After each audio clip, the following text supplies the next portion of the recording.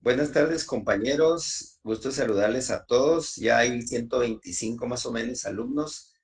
Vamos a empezar la clase para que nos dé tiempo a avanzar en el tiempo que nos queda del horario de clase. La semana pasada estuvimos mencionando definiciones de derecho procesal del trabajo y algunos principios.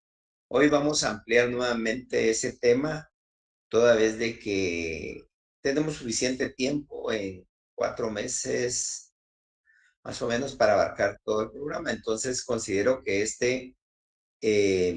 estos temas podemos irlos reforzando. Eso es lo importante para que ustedes vayan aprendiendo bien los temas. Em, Como el curso se llama Derecho Procesal del Trabajo 2, vamos a nuevamente mencionar una definición. Yo les comentaba en clase presencial que nosotros podemos utilizar la frase de principios, conjunto de normas, principios, instituciones, y ya después definir el tema de la rama que se trate, ¿verdad? Si fuera penal, pues principios, instituciones, normas que regulan las relaciones.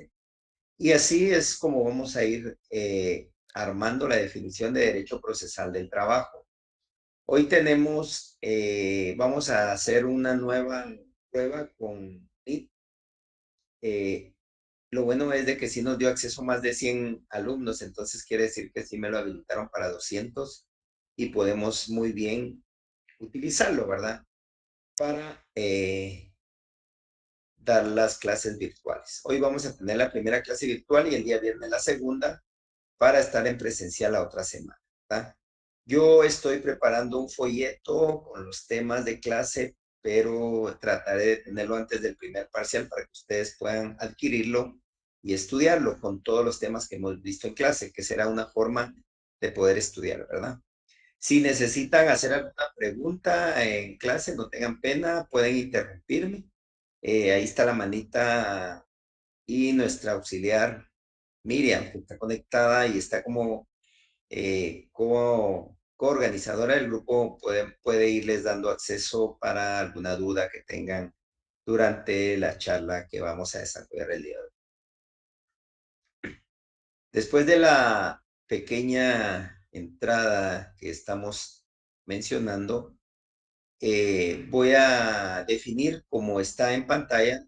Espero que todos puedan estar viendo ya la pantalla de la forma en que se desarrolla el derecho procesal del trabajo, no solo en Guatemala, sino a nivel mundial. Todas las entidades, países que usan este tema de derecho procesal del trabajo, utilizan en términos generales este tema, ¿verdad? Este tema, esta definición de hoy está más amplia que la que vimos el día de la clase presencial, entonces es bueno porque podemos ir ampliando algunas instituciones jurídicas que conocen el derecho procesal del trabajo. Inicialmente podemos decir que es un conjunto de principios, instituciones y normas. Los principios los vamos a ver hoy. Instituciones no se refiere a instituciones públicas o privadas, sino se refiere a términos más que todo, la institución del patrono, la institución del trabajador, por ejemplo, del salario, son instituciones jurídicas.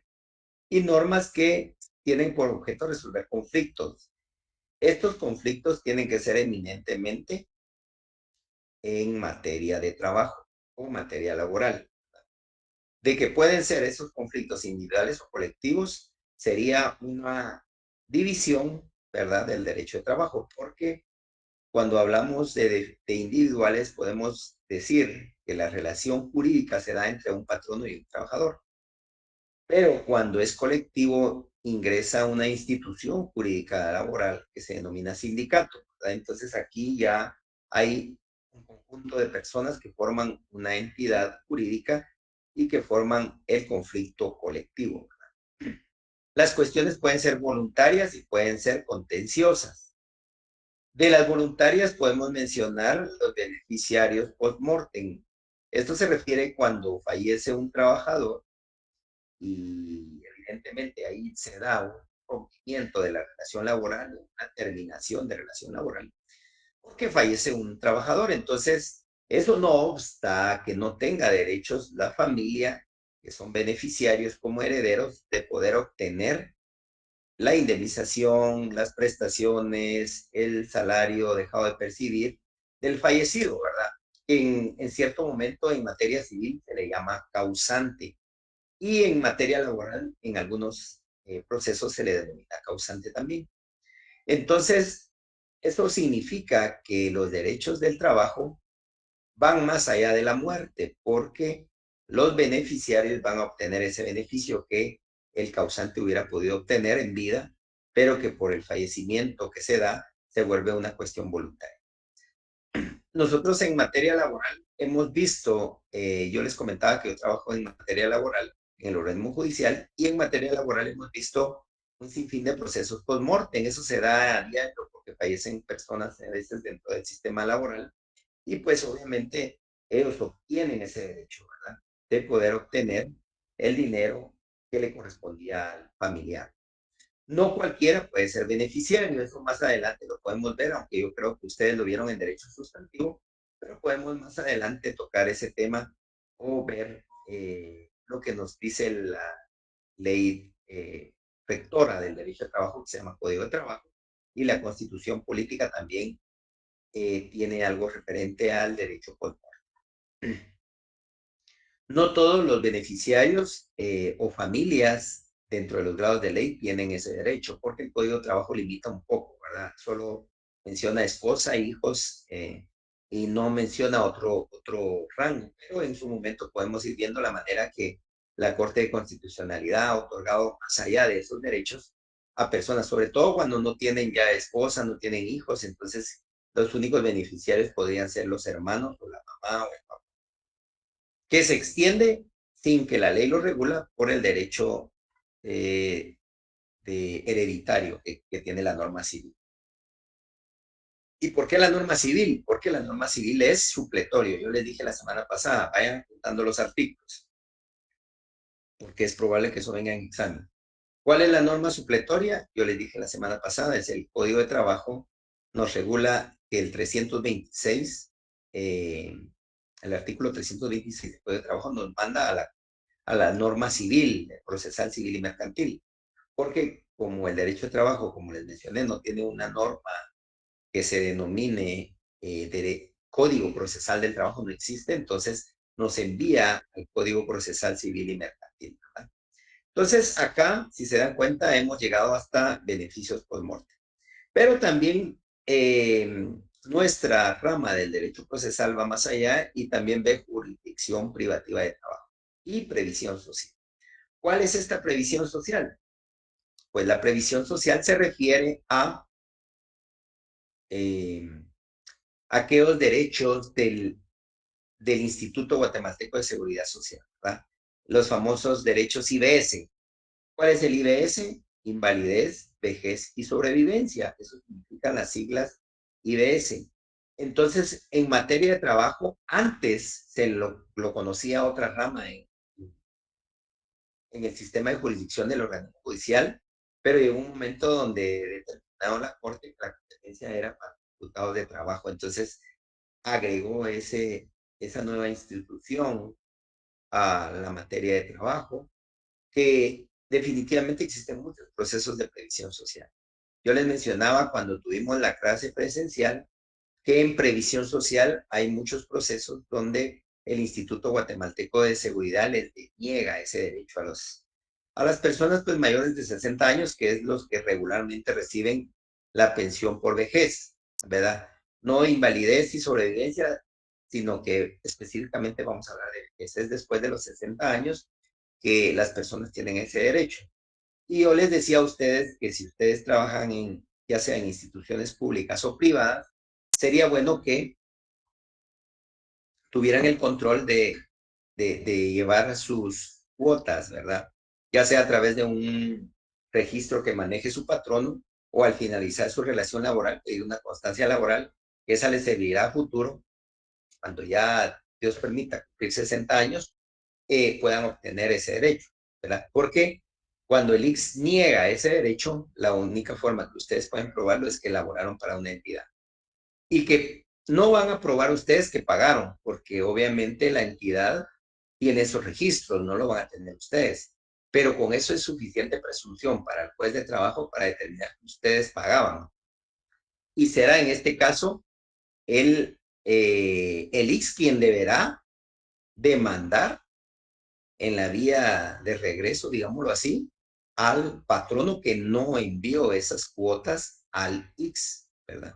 Digamos que en este caso una de ustedes, compañeras que está acá, o un compañero pagaba su pensión y al cumplir los 60 años, ustedes ya habían calculado que habían pagado las 240 cuotas que exige el X y cuando llegan solo les aparecen 200. Entonces, quiere decir que algún patrono no remitió esas cuotas al ICS. Entonces, ahí es donde acuden a la vía privativa de trabajo a demandar en previsión social.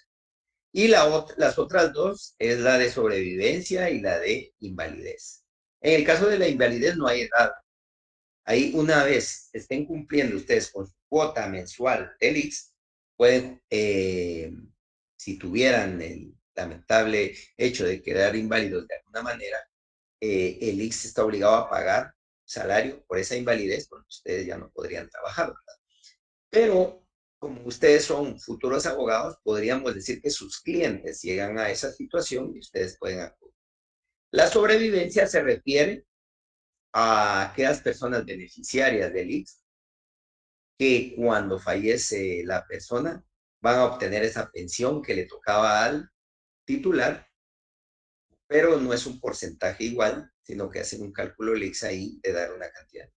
Entonces, todo esto, si se dan cuenta, el derecho procesal de trabajo abarca muchos campos, instituciones jurídicas, no solo en materia de trabajo, no solo, cualquiera dirá, de trabajo son prestaciones laborales o son indemnización, ¿verdad?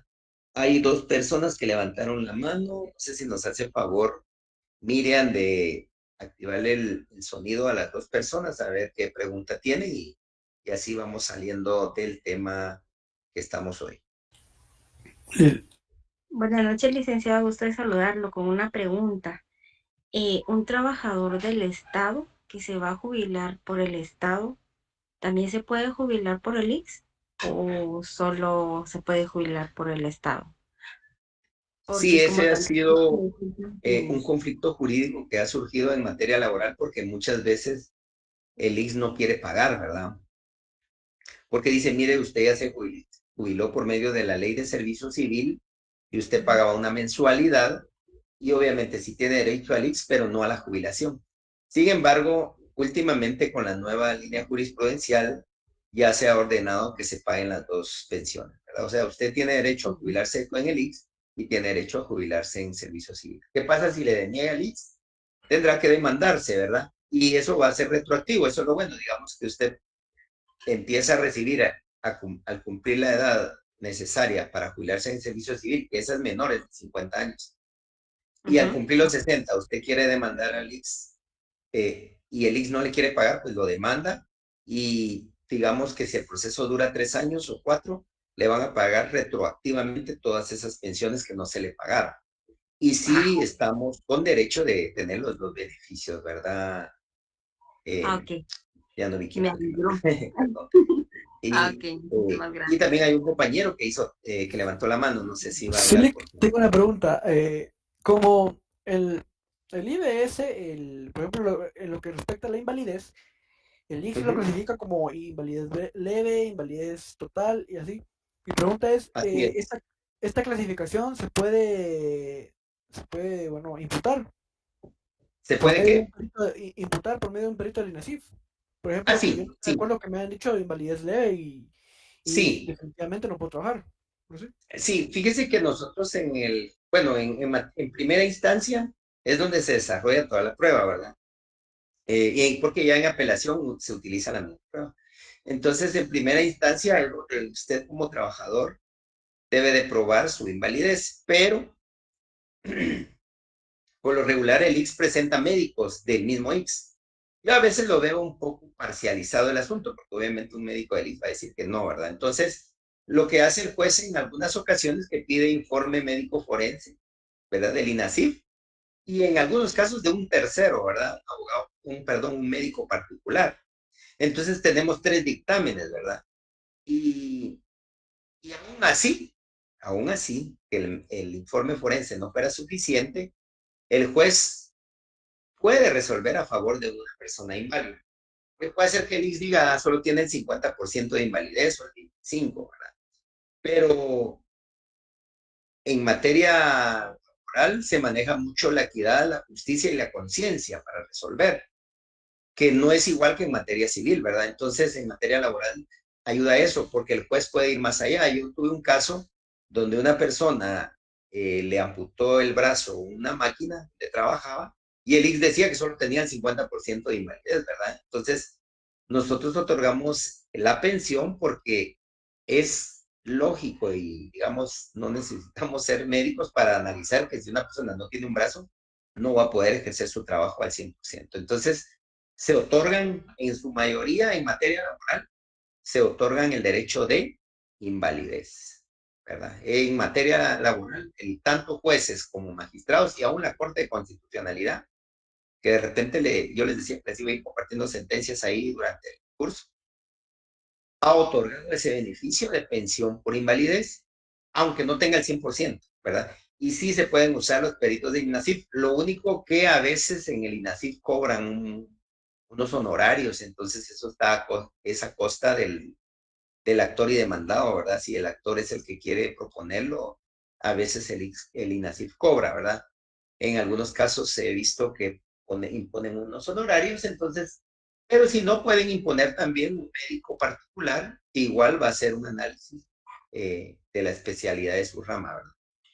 Yo he visto informes del INASIF, he visto informes de médicos particulares y también informes de médicos del ICS, ¿verdad? En su mayoría son los que dicen que no, lamentablemente, pero lo bueno en este caso es de que el juez primera instancia y segunda instancia van a otorgar la pensión por invalidez. Y aún más, muchos alegan, en el caso del ISSSTE, que es el que se opone, alegan prescripción, ¿verdad? Porque muchas personas a veces dejan que pase el tiempo, ¿verdad? Y solo tenemos 30 días para demandar y 2 años para que venzan otros derechos. ¿Se recuerdan que vimos los artículos del 260 al 266, creo que fue, del Código de Trabajo en clase presencial? Y ahí está la prescripción. Entonces alegan que el trabajador acudió como a los 2 años y que prescribió. Sin embargo, hay fallos de la Corte de Constitucionalidad que en la materia de seguridad social no prescriben. Y hay fallos internacionales de Corte Interamericana de Derechos Humanos también que dice que el derecho de seguridad social no prescribe.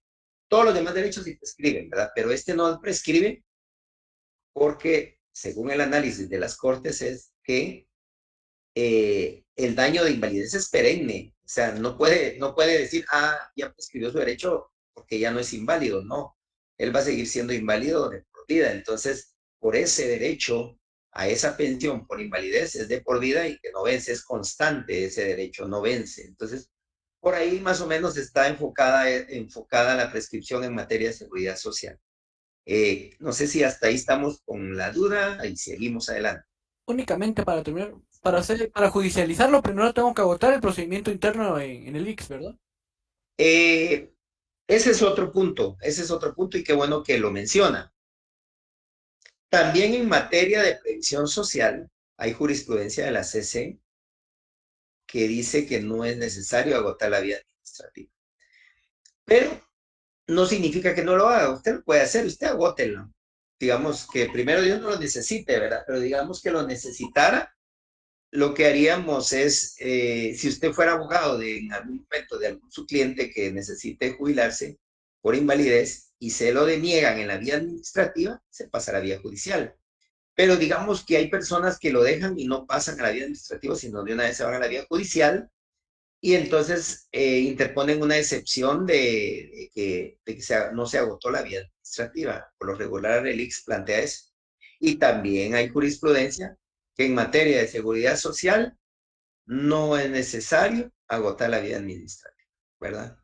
Por el mismo derecho, porque como es un derecho de la vida, realmente una invalidez es derecho a la vida, porque ¿cómo va a subsistir una persona si no puede ejercer su labor al 100? Entonces, por ser un derecho a la vida inherente a la Constitución, no prescribe ese derecho y no es obligatorio, pero lamentablemente para agotar eso tendría que irse al juicio. Entonces, A veces yo aconsejo mejor que vayan a la administrativa, que agoten la vía administrativa, para que no tengan ese retardo judicial al momento de tener que atacar la excepción de que no agotó la vía administrativa, ¿verdad? Pero, como les digo, no es obligación de fijo que se tendrá que agotar, pero es mejor hacerlo para evitar que se retarde su proceso, ¿verdad? Gracias, licenciado. Seguimos. Si no hay otra duda, vamos a seguir. Bueno, entonces ahora vamos a continuar con el derecho procesal colectivo de trabajo. Yo les mencioné el derecho individual en la primera presentación. Si se dan cuenta, mencionamos a la seguridad social, al post-mortem, a las prestaciones, entre otras. Pero en este colectivo inicia de la igual manera, ¿verdad? Conjunto de principios, instituciones y normas. ¿Pero qué regulan? Una solución de forma directa o judicial de conflictos económicos sociales. Cuando mencionamos un conflicto económico-social, se refiere a un conflicto planteado por un sindicato, ¿verdad? Que en este caso, pues surgen con ocasión del trabajo, definitivamente tienen que ser el conflicto por algún problema que hay en la empresa o en la institución donde se está planteando el conflicto en materia laboral. O sea, conflicto entre trabajador y trabajadores que forman un sindicato y patronos, ¿verdad? Y en algunos casos patronos cuando son organizaciones grandes que tienen varios patronos. Entonces, se caracteriza por referirse a intereses colectivos, ¿verdad? Esos son intereses colectivos porque, como les digo, no es solo una persona, sino que tienen que haber un conjunto de personas, como es el sindicato, ¿verdad? Me parece que algunos abandonaron, dice acá, me salió ahorita un mensaje, espero que no abandonen, por favor no vayan a abandonar la clase porque al final de la clase vamos a pasar un foros para la asistencia y si no están no van a poderlo ver. Entonces, seguidamente les digo que no se discute la aplicación o interpretación de normas jurídicas que ya existen en materia colectiva. Es decir, en individual vimos materias y normas que ya existen, es decir, derecho a salario, derecho al trabajo, las prestaciones, etcétera. Pero en este caso no existen porque lo que pretende el conflicto es ampliar esos derechos mínimos. Yo les mencionaba cuando fue la clase presencial que el derecho de trabajo constituye un mínimo. Siempre vamos a tener presente eso, un mínimo de garantías y derechos. Y lo que busca el conflicto a través de un pacto colectivo es superar eso mismo. Entonces no son normas preexistentes, sino que van a formar nuevas normas, nuevos derechos y nuevas mejoras. ¿En dónde está regulado? También se lo mencioné y aquí está en paréntesis en el 106 de la Constitución Política de la República de Guatemala. Y lo leímos ese día que estuvimos en clase. Es importante que tomen en cuenta que un derecho colectivo lo que busca entonces son normas jurídicas que no existen, no preexistentes, y que en materia individual sí son preexistentes. Esa podría ser una diferencia que en algún examen podría venir la pregunta, y los que están hoy en clase lo van a recordar, que la diferencia entre el individual y el colectivo con respecto a las normas jurídicas es que unas son preexistentes y las otras son para formar nuevos derechos que no existen, ¿verdad? O mejoran las ya existentes, ¿verdad? Digamos, tiene 15 días de vacaciones y le van a dar 25, entonces mejoran esas normas. Entonces, el efecto colectivo es crear nuevas o mejorar las existentes. Y la interpretación de normas jurídicas ya preexistentes se maneja en materia individual del derecho. Acá, hasta acá vamos 2 diapositivas, vamos a entendiendo, creo yo, cómo manejamos entonces derecho individual y colectivo. Estamos a media hora de las 8 para seguir avanzando y de repente otros minutos más después de las 8. Ahora, todo derecho reconoce una naturaleza jurídica. Todo derecho reconoce una naturaleza. Si estamos en un curso de derecho penal, hay naturaleza jurídica. Si hay un curso de derecho de familia, hay naturaleza jurídica. Si hay un curso de derecho civil, contencioso administrativo, y tantas ramas que ustedes ya conocen por ir en el octavo semestre, creo que ya conocieron casi todas, Todas tienen su naturaleza. Y el derecho de trabajo, pues, no es la excepción. Y en Guatemala, nuestra naturaleza jurídica del derecho de trabajo se maneja tanto en el derecho sustantivo como en el adjetivo, ¿verdad? En individual y colectivo. ¿Cuál es el sustantivo? El que ustedes ya recibieron, que se llamaba derecho de trabajo nada más, y el adjetivo es el derecho procesal. Entonces está determinado por una propia legislación. ¿Cuál es esa legislación? Pues el Código de Trabajo, digamos, es la base del derecho de trabajo como norma principal. Después vienen las demás, ¿verdad? Pero en este caso el derecho del Código de Trabajo es supletorio para muchas normas, como podría ser la ley de servicio civil, la ley de servicio municipal y algunas otras normas de derecho. En el considerando número 4, literal E del Código de Trabajo, también nos regula la naturaleza jurídica y en el artículo 14. Se los dejo ahí en pantalla para que ustedes lo busquen ya en casa y lo tengan presente, aunque ya vimos los considerandos, porque se recuerdan que los mencionamos la semana pasada, yo creo que ya después de recibir 2 sustantivos en derecho, en los cursos que recibieron, pues ya más o menos conocen cuáles son esos considerandos, ¿verdad? Ahora bien, cabe anotar que la doctrina domina la idea de que el derecho de trabajo es una nueva disciplina jurídica autónoma, ¿verdad? Que no debe considerarse derecho privado ni público. En materia general, para examinar privados en la Universidad de San Carlos se maneja como una rama del derecho público, ¿verdad? Sin embargo, algunas la mencionan como un derecho mixto porque, si bien es cierto, es instituciones del Estado las que regulan el control judicial de los conflictos individuales y colectivos, también se dan circunstancias en entidades privadas donde un trabajador y un patrono pues tienen relaciones laborales que son importantes eh, para su control en materia laboral. Y también se advierte que regula relaciones entre trabajadores y empleadores, ¿verdad? Regula también derechos y obligaciones que derivan de esas relaciones entre patrono y trabajador y también hace un enfoque a la organización colectiva. ¿Cuál es esa organización? Los sindicatos y las coaliciones. No debemos olvidar las coaliciones que también son organizaciones colectivas. De la mayoría menciona sindicatos porque es como la más común, pero también hay derecho de coalición donde ciertos trabajadores se unen para defender sus propios derechos. Ahí no es a nivel general, surge en el sindicato, a nivel general de la entidad, sino que solo dentro del grupito que forman la coalición, ¿verdad? Incluyendo negociación colectiva y la huelga, que también es un tema muy importante. Ahora bien, en la siguiente presentación vamos a continuar viendo lo que es naturaleza jurídica.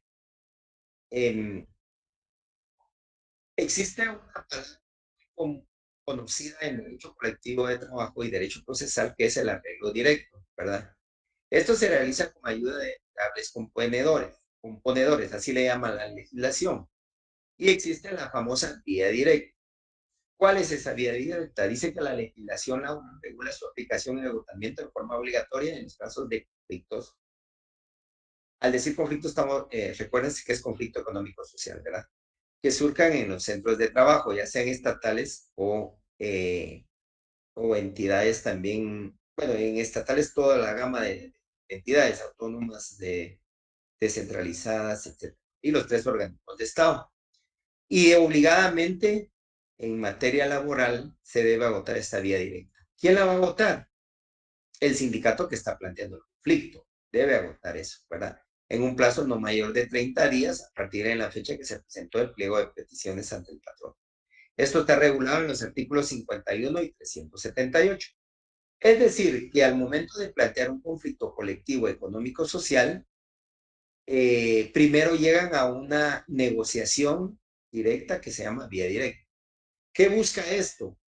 Pues lo que busca es que el patrón diga, bueno, está bien, no nos vayamos a la vía judicial y hagámoslo de una vez, arreglemos esto y firmamos el pacto y ahí termina todo, ¿no? O sea, no se irían a la vía judicial, pero lamentablemente en un porcentaje alto siempre se van a la vía judicial porque las entidades de Estado por lo regular siempre con el argumento que defienden intereses del Estado no quieren acceder a otorgar nuevos beneficios a sus trabajadores. Entonces se van esta vía directa la agotan, pero nunca la llegan a consolidar por el problema de que tienen control de Contraloría de Cuentas, control de ciertas entidades que fiscalizan la actuación de los empleados estatales y entonces prefieren mejor que se agote esa vía y pasar a la vía judicial.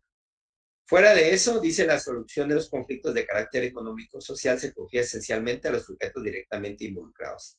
Eso es lo que se llama la vía directa, ¿verdad? Porque son los sujetos los que van a formar esa negociación. Y en algunos casos se van a la huelga, ¿verdad? Lamentablemente, algunos no votan la vía de la legal, como surgió ahorita, por ejemplo, con el Ministerio de Trabajo, de Educación, ¿verdad? No agotaron la vía legal. ¿Por qué?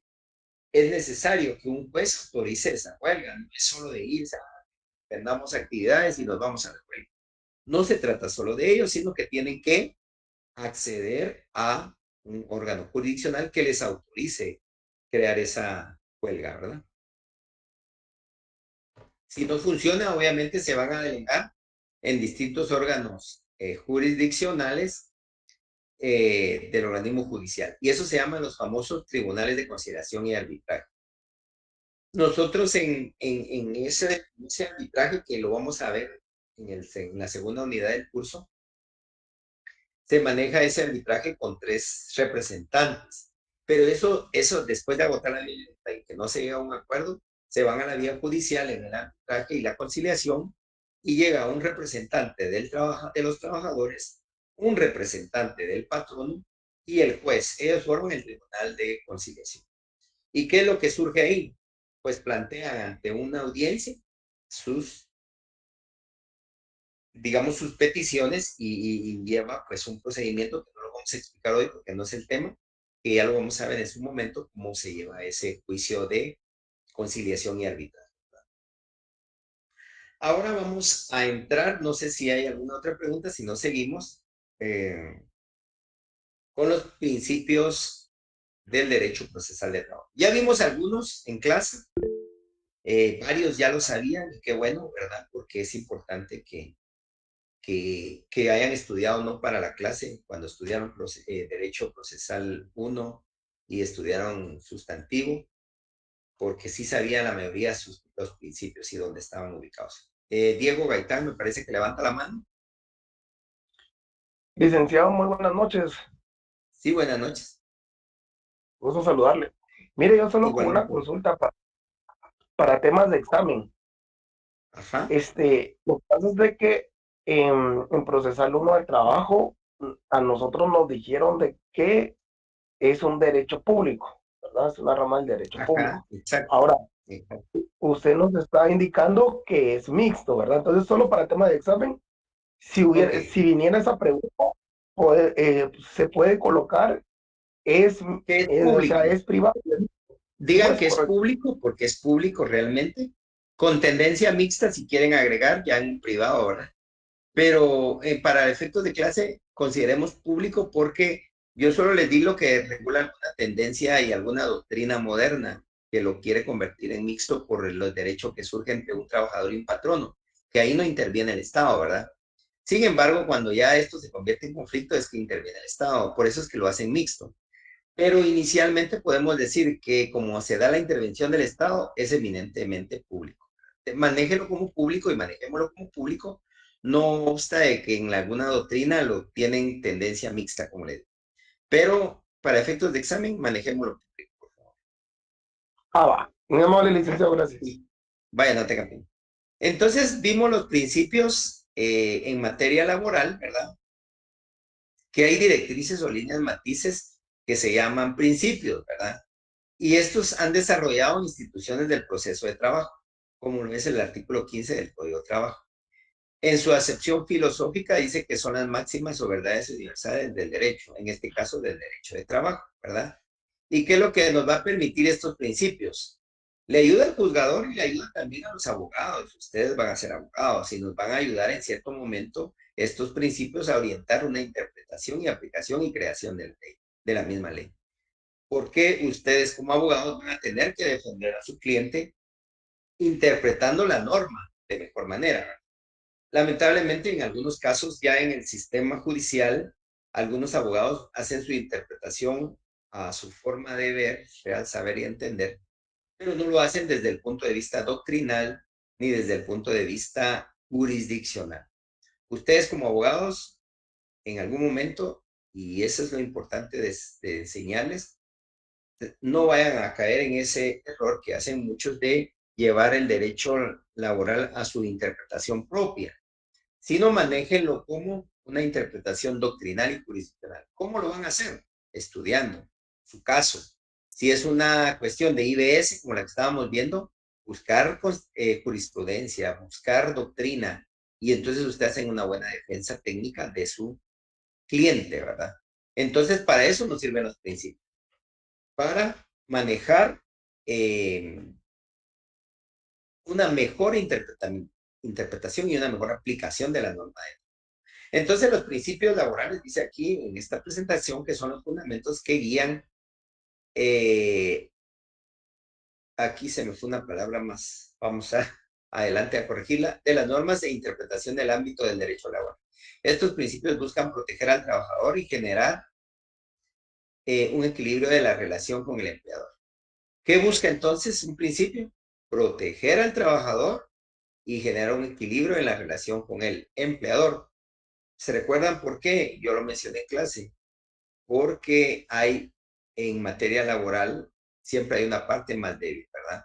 Hay una parte que le afecta su situación, que es la más débil, o la situación económica, entonces lo que forman los principios hacen ese equilibrio, ¿verdad? Me parece que algunos han abandonado la sesión, me ha informado esto, pero creo que todavía no han pasado el link de asistencia, no se me van a salir sin antes anotarse, por favor. Y mejor si no se salen, porque igual se hace un screenshot de las personas que asisten para evitar ese abandono, aunque algunos quizá por problemas de redes o de conexión es que se les desactiva el Meet y tienen que volver a ingresar, pero no importa. El problema va a ser que en algún momento ya no vamos a poder ¿cómo se llama? Dar acceso, porque por la hora ya, a cierta hora ya no se daría acceso, a menos que se les haya cerrado la sesión. Permítanme un momento, que tengo problemas de carga.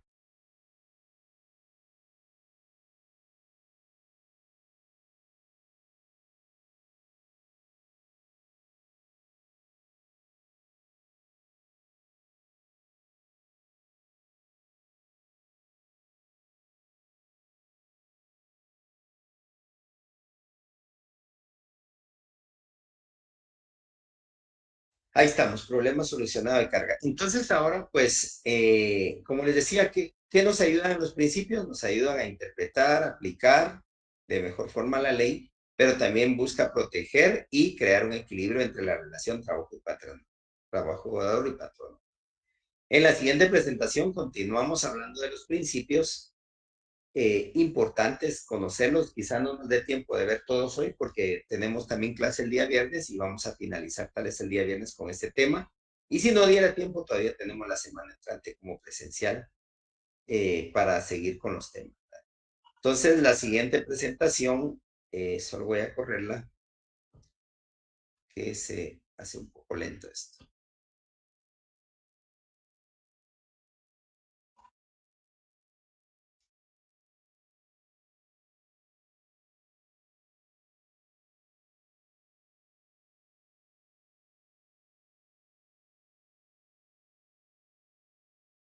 Ahora sí, definición de principios, importante conocer cómo la doctrina lo menciona. Ya vimos una introducción de qué contiene esos principios. Nos ayudan a interpretar y aplicar la ley, pero también para crear un equilibrio entre la relación laboral entre trabajador y patrón. Pero los principios en sí, como definición, podemos decir que son ideas fundamentales de una organización jurídica laboral. Como estamos hablando de principios de trabajo, la organización va a ser jurídico laboral, ¿verdad? Surgen en un orden normativo dado y se realimentan. ¿Cómo surgen en esa normativo? Surgen en la Constitución Política, surgen en el Código de Trabajo y surgen en otras normas de derecho de trabajo que coadyuvan a esto, ¿verdad? Entonces, dándole determinado sentido a cada una de las disposiciones, ¿verdad? Porque eso es lo que nos ayuda en los principios, ¿verdad? Nos coadyuvan a conocer de mejor manera cada institución jurídica que regula el Código de Trabajo, por ejemplo, al momento de aplicarlo. Y obviamente, pues se van a aplicar de una forma correcta. Aquí está en la parte de abajo de donde se obtuvo esa definición, que es el Tratado Práctico de Derecho de Trabajo de Argentina de 1989. Si se dan cuenta, son definiciones que traen años conociéndose, pues si hoy no está de más indicar que se sigue conociendo. En la siguiente presentación, vamos a pasar a la siguiente, seguimos viendo parte de la finalidad y funciones esenciales de los principios. Siempre es de los principios, de aquí en adelante vamos a ver principios hasta la última presentación que nos dé tiempo hoy. ¿Cuál es la finalidad de los principios? Proteger la dignidad del trabajador y proyectar su eficacia. Como les decía, el trabajador es la parte más débil de la relación de trabajo. Entonces, por ello es que los principios lo que buscan es proteger ese derecho laboral de los trabajadores, tanto desde que inicia la relación laboral como durante ese desarrollo y al momento de extinguirlo. Aquí hay tres momentos importantes. ¿Cómo inicia la relación laboral? En regla general debería iniciar por medio de un contrato, ¿verdad? Ya sea escrito o verbal. En algunos casos, pues solo se da verbal. Lo ideal es que sea escrito para beneficio tanto del trabajador como del patrono. Y que se da durante su desarrollo también y al momento de extinguir. Si se dan cuenta, la finalidad va desde el principio de la relación laboral hasta el final. Es decir, principio, desarrollo y final. Son tres momentos importantes. En algunos casos, el Estado, en el desarrollo del proceso, que es la segunda fase que mencionamos, han querido cobrar, por ejemplo, en aquellos casos de honorarios profesionales, ¿verdad? Porque los honorarios profesionales no generan vacaciones, no generan bono 14, aguinaldo, entre otras prestaciones. Y entonces viene el trabajador y demanda al patrono durante la relación laboral queriendo cobrar esto. Lamentablemente, pues no se puede otorgar porque hay jurisprudencia que no se puede otorgar a esos derechos durante el desarrollo de la relación laboral. Pero eso no significa que no lo puedan cobrar. Sí los pueden cobrar, pero es hasta el momento de extinguir la relación laboral.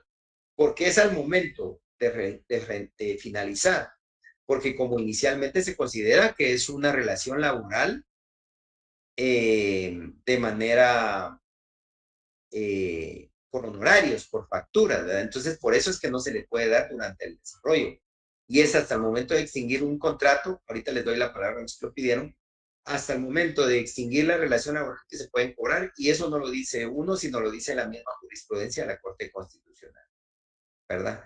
Y esto pues sirve de filtro a la aplicación de normas.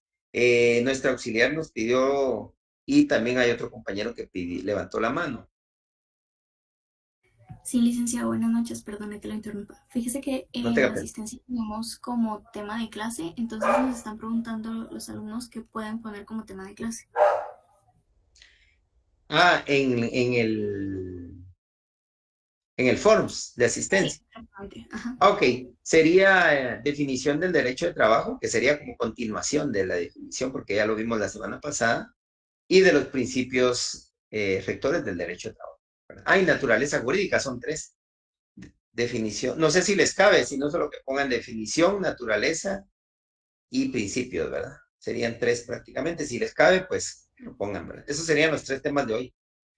Que no iremos a terminar y ya quizá ya solo veamos los principios, pero hoy sería definición de derecho de trabajo, naturaleza jurídica y principios, ¿verdad? Estamos, Miriam. ¿Y Ujú. algún otro compañero levantó la mano?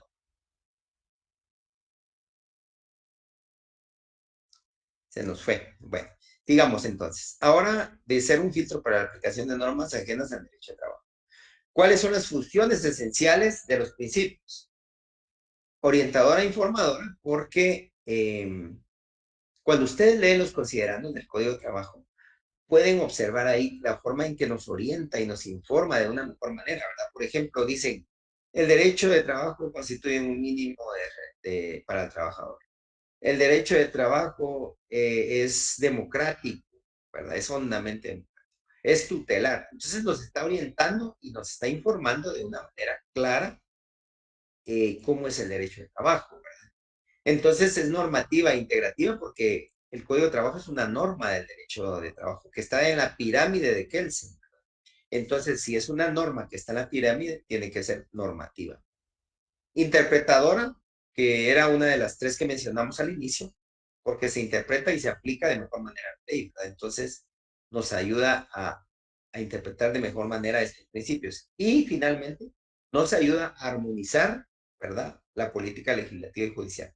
¿Por qué legislativa? Porque todas las normas de derecho de trabajo han sido creadas en el ámbito legislativo, no, si no son pues de aplicación, si son de aplicación general, porque puede ser que una norma de aplicación individual, como puede ser un pacto colectivo de trabajo, no es legislativa, sino que esa ya es interna de los trabajadores, ¿verdad? A través de los conflictos que les mencioné.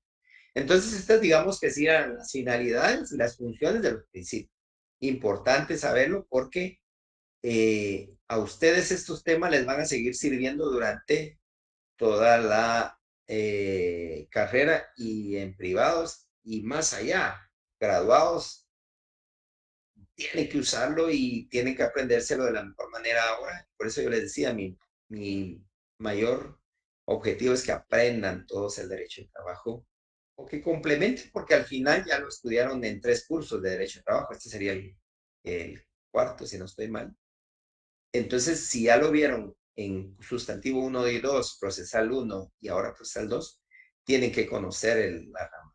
Si no se dedican a esa rama, pero van a ser abogados litigantes, en algún momento les va a llegar más de un cliente que lleve un caso laboral. Y qué bueno saberlo y desde ya aprenderlo como estudiante para explicarlo de la mejor manera. Entonces, esa es la función, esa es la finalidad, ¿verdad? En la siguiente presentación yo creo que ya vamos a empezar a ver los principios, algunos que no nos darán tiempo por ahora, pero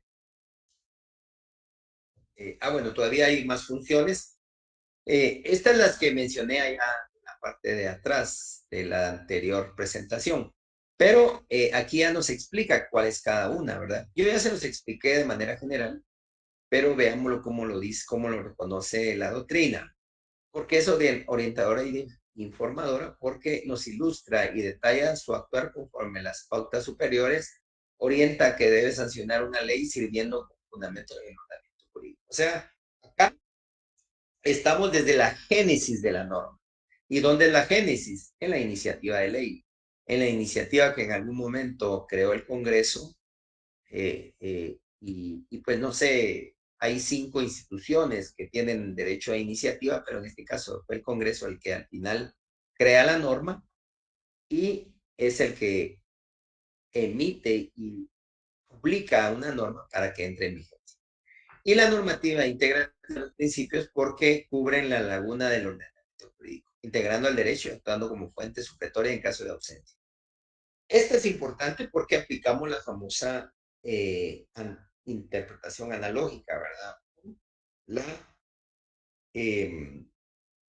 supletoriedad de leyes. ¿Se recuerdan de la supletoriedad del 326 del Código de Trabajo? Es importante porque esto nos forma la institución que ven acá que se llama integrativa. ¿Qué es integrar una norma? Es utilizar, por ejemplo, el Código de Trabajo e integrarla con el Código Procesal Civil y Mercantil, integrarla con la Ley de Judicial, integrarla con la Constitución Política de la República de Guatemala. Entonces, es bueno porque es a través de la norma de integración de normas que podemos complementar. Aquella laguna, a veces decimos, bueno, nos quedó un poco corto. Por ejemplo, y les voy a dar un caso práctico. Hace un rato un compañero nos hizo la pregunta de los dictámenes, ¿verdad? El famoso dictamen de expertos se llama en materia civil, procesal civil, pero se usa también en materia de trabajo, ¿verdad? Pero el Código de Trabajo no nos regula el dictamen de expertos. Tenemos que ir al Código Procesal Civil y Mercantil para ver el dictamen de expertos. ¿Y qué dice esa norma? ¿Qué dice la supletoriedad de la norma procesal civil? Que el juez puede apartarse del dictamen y en materia laboral no digamos que se resuelve por equidad, justicia y conciencia. Entonces, esta interpretación sirve para integrar el Código de Trabajo con el Código Procesal Civil solo para ver una institución que se llama dictamen de expertos. si se dan cuenta. Y así hay un sinfín, hay cientos de integraciones. Yo hoy les menciono una, pero hay muchas integraciones de normas. Y ahora, siendo las 8, vamos a darles unos 5 o 10 minutos más después de las 8 para ver el principio protector o tutelar de los trabajadores, ¿verdad? Este es el primer principio, ¿verdad? Que lo mencionamos en clase la semana pasada. Y es quizá uno de los más importantes porque es el que protege al trabajador, ¿verdad?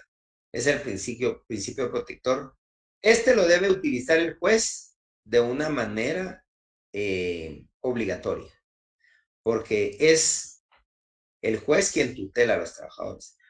Fíjense que en materia de demandas o en casos de demandas nuevas, uno dirá, ah, bueno, es que llega la demanda, el abogado lo firma y sí, pero diario se reciben demandas orales sin abogado.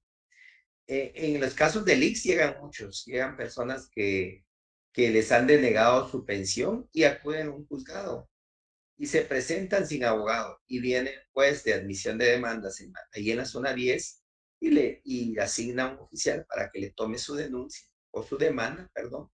Y la demanda va encaminada a conocer una cuestión de IBS. Entonces, aquí es donde se da una protección tutelar de los trabajadores. ¿Quién la hace? El juez. El juez va a velar porque la demanda se presente de una buena manera. Y la ventaja es de que el juez, como es conocedor del derecho, con base al principio iura novit curia, el juez conoce el derecho y entonces va a permitir ello que se presente una buena demanda y con todos los elementos de la demanda. Va a decir en qué fecha fue que le denegaron la pensión, cuánto era su pensión, cuántas cuotas tiene, en dónde trabajó, por ejemplo. Estamos hablando de IBS. Si fuera una demanda de prestaciones, pues también puede llegar, pero la que más se da es la IBS. Después, el Ministerio de Trabajo, a través de la inspección, les asignan, hay una unidad de abogados, ¿verdad? Como la defensa pública penal, solo que aquí es en materia laboral, y pues después de presentar la demanda, el juez los remite ahí al Ministerio de Trabajo, que está en la zona 9, y les asignan un abogado para darle continuidad a su demanda, ¿verdad? Pero por la cantidad a veces de casos, pues cuesta un poquito, porque un solo abogado tiene asignados cientos de casos. Entonces, qué mejor que llegue la persona si tiene su capacidad económica de nombrar un abogado. Y si no, pues aplicamos el derecho tutelar, como el que mencionamos acá en esta presentación, de que protege al trabajador, protege la dignidad del trabajador. Y consiste en equilibrar, dice, las diferencias entre trabajador y patrono, ¿verdad? Porque por lo regular aquí estamos hablando de una demanda de prestaciones laborales cuando hablamos de patrono, no estamos hablando del ICS, como lo mencionaba en el anterior comentario, sino que en este caso desempeñan bajo la dependencia jurídica o abusos que a veces afectan también la dignidad del trabajador, la negociación y el equilibrio económico. Y yo les decía, en aquellos casos donde surge la famosa carta de renuncia, ustedes observan que en muchas entidades, lamentablemente se da, en muchas entidades privadas, obligan al trabajador a firmar su carta de renuncia desde que inicia la relación laboral. Pero no la llenan, solo firman. Entonces, ¿qué pasa? Firman una hoja en blanco para que al final de la relación laboral, si ya no quieren al trabajador, solo llenan con una máquina la renuncia y dicen, mire, pues él renunció, no tiene derecho a indemnización porque renunció. Entonces se dan mucho esas maniobras ilegales en afectación de los derechos del trabajo. Entonces, aquí este principio tutelar también resalta porque el patrono, al vulnerar ese derecho, el juez debe proteger a través del principio tutelar, verificar si esa firma es original y si fuera original, pues determinar en cierto momento que hay formas lógicas. Como yo les mencionaba, es muy obvio que una firma a veces no casa con la, con la redacción de la hoja. A veces es difícil, lamentablemente aquí no podemos hacer análisis de peritaje, porque ¿qué pasa si hacemos peritaje? Va a salir positiva la firma, entonces ahí sí va a contrariar porque automáticamente es una prueba en contra del trabajo. Nos levantó la mano un compañero. Sí, buenas noches, licenciado. Ujú, Licenciado, referente al tema que está exponiendo el día de hoy, referente a lo de que eh, estar firmando una hoja en blanco para que posteriormente cuando la empresa o el patrono quiera reincidir en los servicios de uno, ya ellos mismos redactan la carta para que uno, pues como que uno la hubiera presentado. ujú. ¿Será que también hay instituciones donde el beneficio para uno como trabajador es el poder renunciar porque se lleva su tiempo y porque al momento de que uno quiera buscar trabajo en otro lado, pues no tenga algún inconveniente en el decir, ah, lo despidieron, si no fue que la persona renunció? ¿Sí? Sí, fíjese que cabalmente hay una institución que me reservo el nombre, que es pública, y les pide la renuncia a sus trabajadores para no afectarlos, ¿verdad? Dicen, ¿va? Porque si están despedidos, pues llegan como mal récord a la nueva empresa, ¿verdad? Donde van a contratar. Es mal maniobra, es ilegal, pero en algunos casos al trabajador sí le conviene hacer eso, aunque pierda su derecho. Pero la ventaja de estas instituciones públicas es que al renunciar, ahí no es de que firmen desde el inicio, sino que solo les dicen, mire, presenten su carta de renuncia. Pero les da la indemnización, porque estas entidades por lo regular con la negociación colectiva han obtenido ese beneficio de que reciben prestaciones aún cuando renuncian. Reciben Lique, indemnización. Entonces no hay problema porque va a recibir su indemnización y se va a ir limpio a la nueva empresa. Lo lamentable es que rescinden su contrato en cierto momento, ¿verdad? Esa sería, digamos, la vulneración de derecho, ¿verdad? muy Pero sí bien, se da en entidades del Estado también. Muy pocas lo he visto, pero sí se da. muchas O gracias, aquellos Lick. casos donde son personal de confianza, ¿verdad? Les piden la renuncia.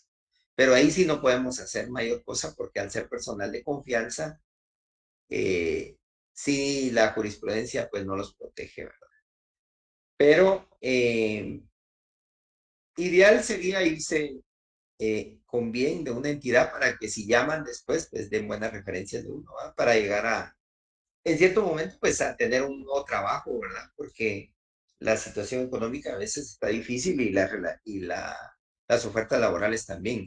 Por eso es que ustedes, enhorabuena, ya van en octavo semestre y sí es cierto que cuesta, pero cuesta más aquel que no estudia. Entonces ustedes ya van llegando a una etapa donde ya van a encontrar mejores opciones laborales, que está limitado porque sí hay mucho trabajo que, que exige ciertas cuestiones, pero lo importante es de que ustedes lleguen a por lo menos a cerrar pensum para seguir buscando mejores trabajos y enhorabuena a graduarse muy pronto, ¿verdad? Hay otro compañero que nos levanta la mano. Buenas noches, licenciado, mucho gusto. Sí, mucho Con gusto. una consulta respecto a las diapositivas, ¿usted nos compartirá el material? Disculpe. Fíjese que lamentablemente me las compartieron y no me limitaron un poco a ello. Yo le decía a nuestra asistente auxiliar que voy a tratar de sacar la información y crear un folleto con el mismo contenido para que ustedes puedan estudiar, ¿verdad? Porque como no puedo compartirlas porque me las dieron con esa, me dieron alguna información y otra yo la agregué, pero entonces por el derecho de autor no me permitieron darla, pero yo sí voy a hacer un folleto con el mismo contenido. Yo esperaría tenerlo antes del primer parcial, para que ustedes lo puedan obtener y leer de ahí, estudiar, con lo mismo que estamos viendo, para que no se les complique y Le agradezco agregando alguna muchísimo, información que licenciado. nos pueda ser útil, ¿verdad? Sí, muy amable, muchas gracias. Bueno, ¿alguien más levantó la mano? ¿No? Yolik, solo, ¿Sí? ya que aprovecharon la intervención, la función anterior que dijo que era la interpretativa, creo, dijo que también se llamaba ¿Sí? interpretación análoga.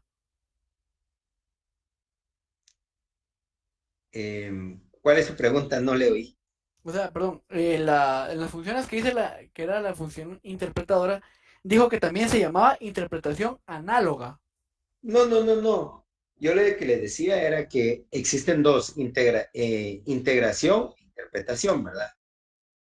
Y en la integración usamos la analogía porque buscamos temas similares en otra legislación, siempre laboral, pero otra norma, para incluirla. Por ejemplo, y les puse el ejemplo del dictamen de expertos, ¿verdad?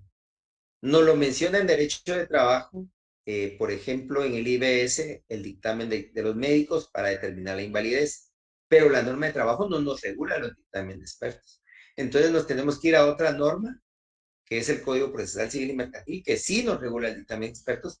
Entonces ahí analógicamente jalamos esa información. No es que se llame analógica, sino yo utilicé el término de que obtenemos información. La analogía se refiere a algo similar, ¿verdad? Similar a la que estamos hablando en materia laboral y la jalamos de materia civil a materia laboral. El dictamen de expertos es el mejor ejemplo, que no nos lo regula el Código de Trabajo, pero la ley, el Código Procesal Civil y Mercantil sí, y ahí es donde integramos esta norma para un proceso de IDS, por ejemplo. Y les dije, hay un sinfín de normas, ¿verdad? Que son complementarias, pero más de analogía, usemos integración de normas. Esa es la principal, integrar normas, una con otra. Estamos, ¿verdad? Vamos a ir casi finalizando con esta presentación que tenemos en pantalla y vamos a dejar los demás principios para el día viernes. ¿Ya se anotaron todos en su asistencia o hay alguno pendiente? La compañera auxiliar nos apoyó también con ver en pantalla quiénes están conectados y tomar un screenshot que nos servirá para determinar que la asistencia coincide con los que están asistiendo. ¿Por qué? No se trata solo de ingresar a la asistencia y a marcar su asistencia, sino estar en clase, ¿verdad? Y el día viernes, primero Dios, terminamos este tema de principios con el curso de 5:30 a 7, ¿verdad? Entonces, vamos a terminar por acá con esta presentación y les dejo pues pendiente de poderles compartir la información de, como le comentaba al compañero que me hablaba de las presentaciones, podérselo compartir ya a través de un folleto que voy a armar y que podamos adquirirlo, ¿verdad? Yo lo voy a mandar a imprimir, entonces vamos a tratar de sacarle el costo para poderle compartir. Lo estoy preparando, no he terminado porque quiero hacerlo de todo el semestre, no solo de la primera, de todo el semestre, ¿verdad? Estamos ahí, gracias a todos y ya podemos retirarnos a irnos a descansar el día de hoy.